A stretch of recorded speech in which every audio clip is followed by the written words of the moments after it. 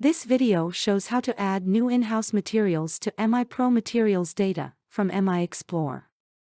On the toolbar, click Create a new record. An asterisk beside a field in the datasheet indicates the property is mandatory. And you will not be able to save the new record unless these properties are specified.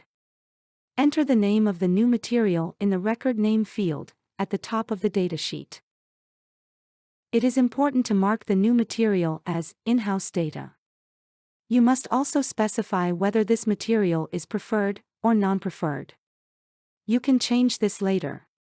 You may like to add in-house information, for example, notes on where the material will be used, an internal name or code, a related link or document, or any other comments. Scroll down the datasheet to enter material property information.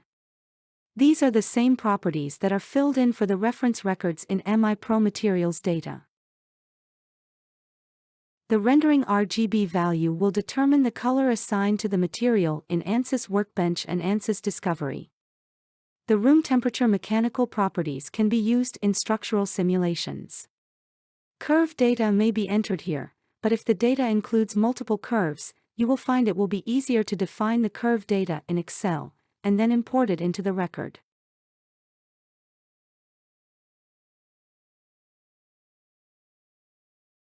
When you have finished specifying data for the new material, click Save.